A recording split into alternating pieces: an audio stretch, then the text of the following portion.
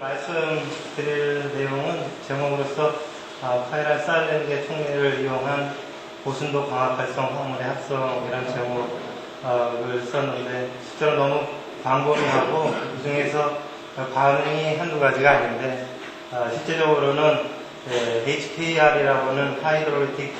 카이네틱 레졸루션 반응, 가수분해 반응에 대해서 집중적으로 말씀드리도록 하겠습니다.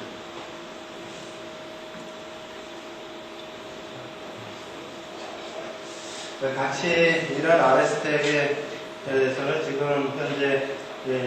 크라운 이서를 합성을 해서 실리카겔에 코팅을 한 다음에 이것도 직접 충진을 하고 패킹, 보젤을 해서 패킹한 그런 상태로 국내 시판을 하고 이런 카이랄 칼럼은 HPLC 칼럼인데 카이로실이라는 이름으로 국내 시판하고 두 개 미국에서 보통으로 판매해 주기로 지금 계획이 되어 있습니다. 그 외에 범용 칼럼으로서 C8하고 C18 그리고 아민기 이런 네 가지 종류의 칼럼을 제조해서 판매를 하고 있는데 실제적으로는 회사를 만들 때에 카이랄 제품들을 합성해보자 하는 그런 서로 의견이 맞아서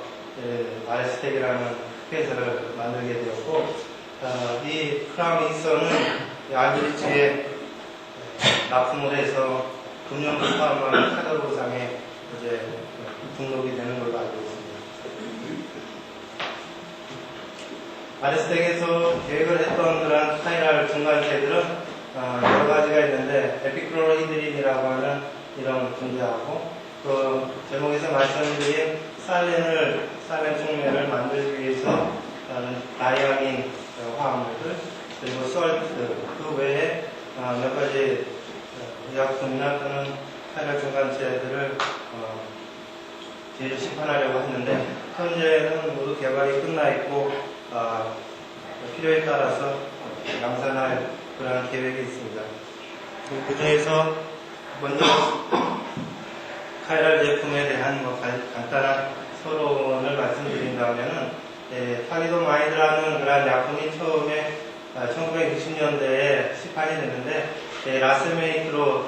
판매가 되었습니다. 저는 이런 광학이성체 중에서 하나는 약효를 발휘하는 반면에 다른 하나는 부작용을 일으키는데 이 타리도마이드의 알코올이 진통제로서 효과적인 그런 작용을 나타내는 반면 여성의 임신 기간 중에서는 기형을 유발할 수 있는 데스폼이 그런 부작용을 나타내는 결과를 초래했기 때문에 차후의 의약품 관계에 있어서는 FDA에서 라세메이트로서의 약품은 전혀 불허하고 순수한 광학이성체만으로 이루어진 약품을 판매하게 되는 것으로 결정되어 있습니다. 에폭시데이션 그러면은 산소를 산화 반응이 될 때인데 최초의 이 카이랄 반응에서 에폭시데이션으로서 유명했던 것은 샤프레스라는 사람이 알코올에서 알코올기를 가지면서 이중결합을 갖고 있는 그러한 화합물에 대해서 탈트레이트를 첨가제로 사용하고 옥사이드 산화제를 첨가함으로써 반응을 시켰는데 그 제자인 이 제이콥슨이라는 사람이 어떤 관능기를 가지고 있지 않은 그런 올레핀에 대해서 효과적으로 산화작용을 나타내는 그런 촉매를 개발해서 발표를 했습니다. 그래서 이때 이중결합을 산화제로서 산화시킬 때 대개는 NaOCl 같은 그런 값싼 산화제를 썼는데 특징으로서는 이런 트랜스폼에 대한 올레핀이 보다 효과적으로 높은 에낭지오메 익세스 값을 나타내는 그런 결과를 초래했기 때문에 주목을 받았습니다. 근데 이 에폭시데이션의 효과적인 이 촉매가 질소, 산소, 산소를 갖는 C페이스 형식인데 이런 구조를 살렌 리간드 또는 메탈이 들어갔을 때 살렌 카탈리스트라고 부르고 이 사람의 이름을 따서 현재 이런 구조를 갖는 살렌 촉매는 제이콥슨 촉매라고 해서 알브리지에서도 제품으로 팔고 있습니다. 근데 이 에폭시데이션을 출발로 해서 이 촉매가 다른 쪽에도 응용이 될 수 있다는 것이 보고가 되었는데, 제이콥슨 팀의 도쿠나가 주저자가 되었습니다만 1997년도 사이언스에 발표한 내용을 보면은 가수분의 반응에 대해서도 효과적으로 이 촉매가, 살인 촉매가 작용하는 것을 발표가 되었습니다. 그때 약자로 그냥 포기했습니다만 하이드롤리틱, 카이네틱, 레졸루션, 레졸루션 그러면 라세믹체로부터 어떤 한 이성체만을 분리해내는 그런 의미를 갖는데, 이 경우에서는 반응을 통해서 특별히 한쪽 후음을 받는 그런 방어 이성체를 얻을 수 있다는 그런 장점을 가지고 있습니다. 우선 에피클로로히드린의 예를 들어 말씀드린다면, R폼과 S폼 두 개가 50대 50으로 혼합되어 있는 이런 에피클로로히드린에 대해서 이것이 살렌 촉매가 존재하는 조건으로 물이 가수분의 반응을 일으키게 된다면 상온에서 비교적 짧은 시간 동안에 두 폼 중에 한쪽만을 공격을 해서 공격받지 못한 에폭사이드는 그대로 잔존하고 물이 부과돼서 촉매 반응을 일으킨 쪽은 이렇게 다이올이 형성되는 그런 반응인데, 이 반응에서는 기존에 알려져 있던 이 망간, 에포시데이션의 효과적인 망간 대신 코발트가 들어간 그런 살렌 촉매가 효과적이다 하는 결과가 보고되었습니다. 근데 이 반응의 특징은 기존 반응보다는 굉장히 높은 그런 E 값을, N-안티모닉 XS 값을 나타내서 이 촉매를 사용했을 때 보통 99% 이상의 E 값을 갖는다고 알려져 있습니다. 그리고 이 HKR 반응에 대해서 특허로 제이콥슨이 추론한 경우에는 거의 100여 페이지 가깝게 두툼한 그런 특허였는데, 촉매에 대해서 특별히 모디피케이션을 하지 않고 말단기가 OACG, 아세틱 초산 처리에서 H가 떨어지고 이 OAC가 붙은 그런 형태만을 주로 사용을 해서 특허화한 상태입니다. 그래서 이 HKR 반응에 대한 장점을 본다면은 다른 그런 반응을 통해서 얻은 이익값에 비해서 특별히 매우 높은 광학 선택성을 나타낸다 하는 점이 가장 특징이 되겠고, 그리고 분자 크기가 작은 경우에 대해서 카이랄리티가 높은 그런 분자 물질을 제조한다는 게 상당히 어려움에도 불구하고 쉽게 이런 좀 작은 분자에 대한 카이랄리티를 도입하는 데 널리 적용이 될 수 있다는 점입니다. 또 하나는 이 출발 물질로 사용되는 이 반응물이 매우 값이 싼 그런 물질인데, 이 반응을 통해서 얻은 퓨어한 에폭사이드나 다이올인 경우에는 대개 시약 값으로서는, 시약 그레이드의 값으로서는 한 50배 내지 100여 배의 값이 뛰는 그러한 값어치 있는 제품이 얻어지게 됩니다. 그리고 또 하나는 이 반응은 솔벤트가 없는 조건에서도 매우 쉽게 반응이 잘 진행된다는 그런 특징을 가지고 있고, 마지막에는 어떤 이 반응에 대해서 특히 촉매가 선택적이고 값이 싸지 않고 또한 재생이 용이한 촉매다. 이렇게 이 내용들은 아까 제이콥슨이 소개하는 그런 데서 따온 얘기인데,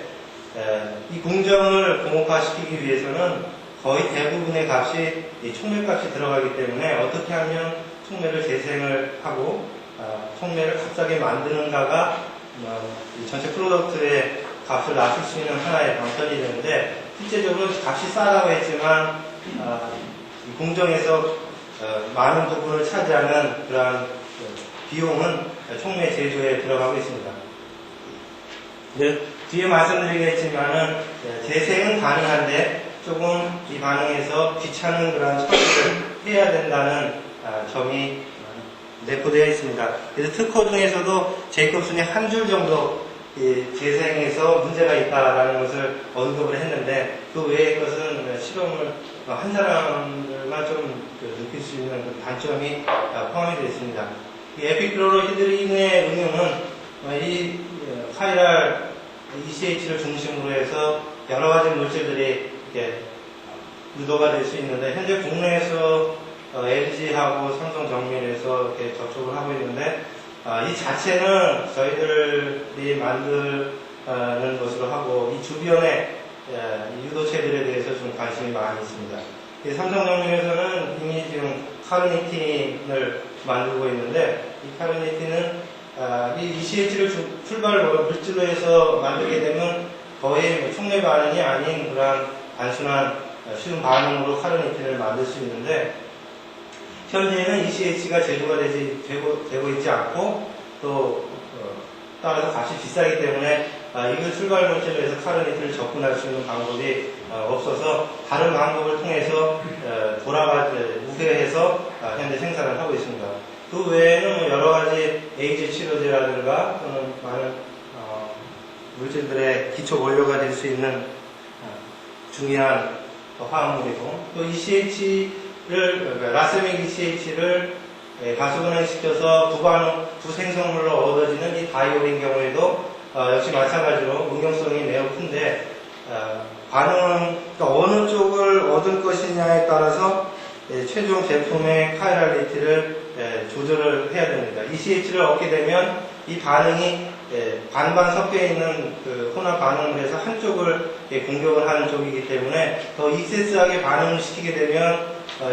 이 올레핀 앞에 쪽에 ECH의 그 선택성이 높아지는 반면 이 부반응으로서 생각할 수 있는 부생성물이 될 수 있는 이 다이올의 셀렉티비티는 떨어지고 이 다이올을 더 높게 얻기 위해서는 반응을 많이 진행시키지 않고 중간에서 끊어야만 이 다이올 쪽에 선택도를 높일 수 있다는 그런 결론이 되기 때문에 어느 쪽을 얻을까에 따라서 반응의 진행 정도를 좀 생각을 해봐야 됩니다. 제가 말씀드리는 것은 다이올 쪽보다는 ECH 쪽에 중점적으로 해서 말씀드리도록 하겠습니다. 다시 말씀드리는 게 좀 중복될 수 있을 것 같은데 카이랄 ECH는 어떤 여러 가지 약품 제조를 위해서 중요한 중간체다. 그러나 아직까지는 상업화되어 있지 않은 상태인데 이 탄소를 세개 가지고 있는 그러한 화합물로서의 유용성은 인식이 되지만 아직까지 대량 생산을 하지 않고 있다는 그런 상태입니다. 여러 업체가 개발 시도 중이라고 하고 여기 소개를 드렸는데 실제적으로는 세계적으로 두 회사 카이렉스하고 또 다이소 두 회사가 집중적으로 연구를 하고 있는 단계입니다. 카이렉스는 대량 생산은 아직 못하고 있는 단계고 파이로트 규모 정도에서 일단 스톱된 상태인데 이 다이소에서는 효소를 이용을 해서 선택도는 98% 정도까지밖에 되지 않지만 현재 공업적으로 생산하는 그런 대표적인 회사가 되겠습니다. 만약에 ECH가 생산이 된다면 세계적인 규모에서는 700억 원 정도를 상회하고 있다고 아래 스택에서 평가를 내렸습니다. 그래서 지금까지는 이 제품이 ECH가 아직 시장에 나와 있지 않기 때문에 그런 파생되는 여러 유도체들을 합성할 수 없는데 이것들이 ECH가 보순도로서 생산이 된다면 쉽게 어떤 여러 가지 물질들을 제조할 수 있는 접근 방법이 제시된다고 할 수가 있겠습니다. 현재 카이렉스는 로디아와 합병이 돼서 지금 자체 내에서 정비 중이라고 합니다. 조직의 정비가 있다고 그러는데 아무튼 제이콥슨이 만든 그런 벤처 기업이 카이렉스였고 이게 로디아와 합병이 됐으며 일본의 다이소가 지금 효소를 사용을 해서 공업적으로 제품을 만들고 있는 상태입니다. 카이렉스에서는 자기네 촉매가 좋다 그리고 제한성이 있고 값이 싸다고 이렇게 처음 소개를 했지만 실제적으로 자세히 들여다보면은 거기에 이제 대량 생산을 하기 위해서는 약간의 문제가 포함이 되어 있다는 것을 알 수가 있습니다. 다이소에서 만드는 공정은 좀 복잡하고 또 효소를 사용한다는 점 그리고 제품의 최종적인 카이랄리티가 보면 98%의 이익값을 나타내고 있어서 지금 다이소에서는 이 카이렉스의 기술을 도입해서 조금 더 프로덕트의 광학 선택성을 높이려고 했지만 아직까지는 좀 문제가 있다고 이렇게 얘기를 하고 있습니다. 가격적인 그런 면을 보면은 카이엑스에서는 아직 대량 생산은 하지 않고 파일럿 규모에서 있고 대량 생산은 문제가 있다라고 했는데 뒤에 다시 잠깐 말씀드리겠습니다. 이들이 클레임한 순도는 99.5%의 광학 순도, 그리고 현재 1톤 미만의 개발이 이루어져 있고, 다이소에서는 10톤 규모에서 생산되는 양을 보면 현재 킬로그램당 750불. 가격 경쟁이 있게 되면은 가격의 그 경쟁면에서 생각을 해본다면 경쟁력이 킬로그램당 한 300불 이하를 요구하고 있습니다. 이 카이렉스의 그 기술이 우수한 그런 면을 가지고 있는데 몇 가지 개선할 점은 아래 지금 말씀드리는 것처럼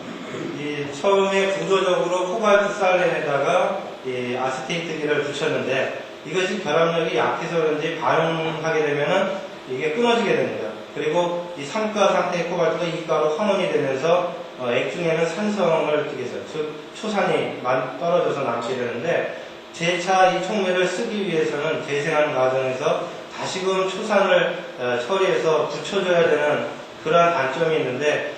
실제 공정상에서는 문제가 될 것 같지 않은데 이걸 워크업을 해서 프로덕트로 빼내고 다시 촉매만 끄집어내서 거기에 초산 처리를 한다는 게 그게 말처럼 쉬운 그런 과정은 아닙니다. 그리고 이 살렌 촉매에서 그 프로덕트인 ECH를 빼낼 때에 가장 간편하게 할 수 있는 방법이 이바포레이션인데, 이 이바포레이션 중에 물론 온도를 낮추지만 진공 중에서 뽑을 때 어느 정도 열을 가해야만 쉽게 에피크로르 히드린이 빠져나옵니다. 그때 이 열을 주게 되면은 이 프로덕트로 얻어진 ECH가 설령 99.5%의 이익값을 갖는다고 하더라도 촉매가 존재하는 상태에서 열을 가해 보았더니 어느 정도 라세믹화가 돼가지고 다시 이익값이 98% 이하로 떨어지는 그러한 현상이 나타났습니다. 물론 이 내용은 제이콥슨 촉매에서의 단점이 되는데 특허에서는 약 3줄 정도도 안 되게 간단하게 제이콥슨이 언급해둔 그러한 상태입니다.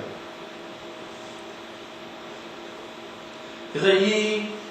제이콥슨이 이미 그 사이언스에서 내놓은 그 결과를 기초로 해서 볼 때 저희들은 보다 더 안정한 촉매, 그리고 OAC가 떨어지지 않으면서 재생성이 있는 촉매, 그런 것들을 한번 개발해보자는 그런 목표를 설정을 해서 일을 진행시켜 왔습니다. 그리고 제이콥슨 자신이 워낙 크게 방대한 그런 특허 범위를 설정해 왔기 때문에 그 중에서 그 특허에 좀 위배되지 않는 조건 하에서 좀 연구를 해볼까 하고 연구 내용 범위를 설정을 해보게 되었습니다. 크게 나눠보면 지금까지 한 4년 정도 살렌에 대해서 깊이 있는 연구는 못했지만 이렇게 해왔던 과정에서 다루었던 내용들이 가장 기본적으로는 제이콥슨 촉매를 기준으로 한 호모지니어스한 그 촉매를 사용한 반응을 레퍼런스 리액션으로 삼아서 비교를 해서 새로운 촉매를 개발하고자 노력을 해왔습니다. 모디피케이션 한 내용들은 주로 촉매의 이 NNO를 중심으로 한 주변의 카이라릭 센터의 그 주변 환경을 바꾸는 쪽에 대해서, 즉 살렌 촉매의 다른 구조에 대한 영향을 먼저 살펴보았고, 그 다음에 그 촉매를 제조한 이후에 그러면 HKR 반응에 대해서 어떤 촉매 활성을 갖는가 하는 것들을 비교를 하였고, 이 촉매를 재생할 수 있는 방법은 무엇인가를 생각을 해봤습니다. 그리고 어떤 방체들을 구조하는 방법, 그리고 최근에 들어서 생각했던 것은 이 특허를 피하기 위한 하나의 방편인데, 이 살렌 촉매를 어떻게 해서 다른 구조가 갖도록 하기 위한 방편으로 이 자체를 폴리머리제이션해서 고분자화시키는 방법을 생각을 해봤습니다. 살렌 촉매를 만드는 방법은 에틸렌 디아민 디페닌, 에틸렌 디아민 분자하고 살렌실 알데하이드를 갖고 있는 살렌실 알데하이드를 가지고 있는 유로체와 반응시켜서 물이 빠진 과정에서 이와 같은 살렌 구조를 갖게 하거나 또는 사이클렉산 디아민에 대해서 똑같은 알데하이드가 양쪽에 반응을 해서 이와 같은 B번과 같은 구조가 되게 하고 여기에 이가의 초산 코발트를 반응시키고 이후에 초산을 플루엔 존재에서 상온에서 반응시키면 이와 같은 제이콥슨 촉매가 얻어집니다. 기본적인 촉매 반응은 역시 문헌에 보고됐던 대로 ECH를 반응시켰을 때 99% 이상의 광학 순도 그리고 99% 이상의 화학적인 그런 순도를 얻을 수가 있었습니다. 그래서 이 촉매가 다른 쪽에 변형된 방법으로서 페로세인 헥사크롤 포스페이트를 한번 붙여봤는데 코발트 중심의 PF6 또 BF4를 도입을 해서 코발트 BF4의 삼가 상태로 만들었고 그 이후에 할로겐, 브롬이라든가 요드라든가 클로린을 도입을 시켜서 이와 같은 촉매도 만들어서 비교 시험을 해보았습니다. 기본적인 구조는 역시 제이콥슨 촉매의 그런 골격에 코발트와 PF6가 연결되거나 또는 BF4 또는 비대칭성의 한쪽은 터져 있고 한쪽은 막혀 있는 그런 구조의 PF6, BF4 촉매를 각각 사용을 했는데 기존 제이콥슨 촉매의 경우에는 이와 같이 첫 번째 반응에 있어서는 반응 시간에 대한 그런 영향을 볼 때 100%에 가까운 99.5%의 이익값을 나타냈습니다. 그러나 이걸 그대로 사용하게 되면 두 번째에 있어서는 이와 같이 낮은 선택성을 나타내는데 물론 이것을 초산 처리를 하게 되면 다시 회복은 됩니다만 무척 번거로운 그런 작업이고 PF6를 도입한 촉매는 그대로 재생하지 않고 이바포레이션 시킨 다음에 사용을 해도 10번까지 물론 반응 속도는 느려집니다만 10번까지 재생을 할 수 있는 그런 결과를 나타냈습니다. 앞에 그림은 다시 나타낸 그림인데 PF6나 BF4가 들어간 촉매는 계속 재사용을 해도 워크업을 하거나 이바포레이션 또는 반응물을 집어넣고 다시 반응을 시켜도 99% 이상의 이익값을 나타낸 반면에 제이콥슨 촉매는 그대로 사용하면 광학 순도가 회복되지 않았습니다. 그래서 반응 이후에 반응을 하고 이후에 이바포레이션 시킬 때 다이온은 아래쪽에 그대로 나오고 ECH가 증발되는데 이런 열을 가하면서 이바포레이션 시키는 그런 과정 중에 라세메이트화되는 그런 단점이 제이콥슨 촉매에서 발견되었고 이게 50리터짜리 용량의 촉매인데 반응 장치인데 여기서 반응 이후에 이바포레이션 시켜서 바로 프로덕트를 얻는 그러한 반응 시스템에서도 높은 99.5% 이상의 촉매를 광학순도를 얻었습니다. 물론 계속 촉매를 재생하는 것은 작업이 귀찮은 과정이기 때문에 좀 다른 관점에서 촉매 양을 적게 쓰면 어떤 현상이 있을까 해서 PF6 촉매를 사용을 하고 기존에는 0.35% 반응물에 대해서 0.35%의 촉매를 사용했는데 이것을 100분의 1로 줄였을 때에도 반응 시간은 좀 많이 4배 정도 길어지지만 최종적으로 얻어지는 프로덕트의 광학 순도는 99% 이상이 얻어졌습니다. 그리고 앞에서 말씀드린 이런 할로겐을 붙인 경우에 있어서는 브롬 촉매인 경우에는 역시 99% 이상인데 지금 이 플롯이 제가 잘못해서 그런지 이게 끝까지 못 올라가는데 브롬 촉매인 경우에는 PF6 촉매와 같은 그런 좋은 효과를 발휘했지만 요드나 클로라이드를 붙인 경우에는 좋은 특성은 얻지 못했습니다.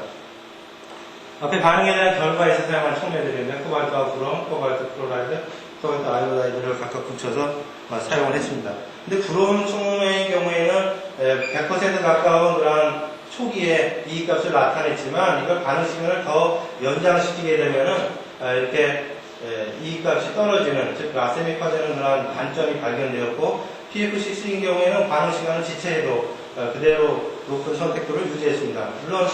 제이콥슨 촉매 역시 반응 시간을 하루 정도까지 그대로 촉매 존재하에 방치하면 이익값이 떨어지는 단점이 발견되었고요. 그 국내 특허에 대한 그런 특허를 획득을 하였고, 그런 그 재생성을 좀 편하게 하기 위한 하나의 방편으로 이 제이콥슨도 생각하는 건데, 레진에다가 여튼 살렌 촉매를 붙여서 사용했을 때 보다 높은 그런 거의 유사한 그런 반응 특성을 나타내었고, 최종적인 프로덕트를 세퍼레이션하기 쉬운 그런 방법으로 이같이 붙였는데, 저희 실험실에서도 메조포로스 MCM에다가 그 넓은 뒤편 면적과 규칙적인 세공이라든가 이런 장점을 이용을 해서 살렌을 붙여서 반응을 시켜보았습니다. MCM 흔히 볼 수 있는 그림인데, MCM 세공 내에 살렌 촉매를 붙인다는 그런 의도 하에서 사용한 저희 합성했던 그런 내조 물질에다가 이와 같은 각각의 그 블록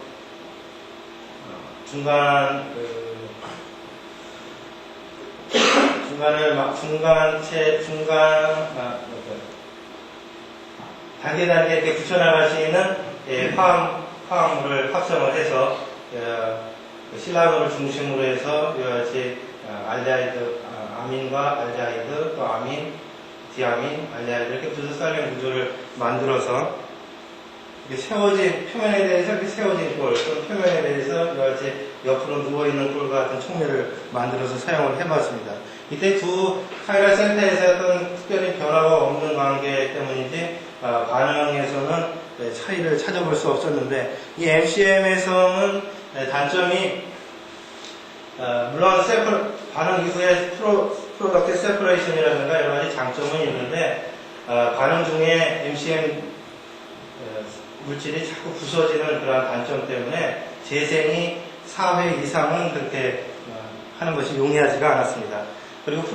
최종적인 그 반응 결과는 광학 선택성이라든가 일드는 거의 같은 경향을 보이고 있습니다.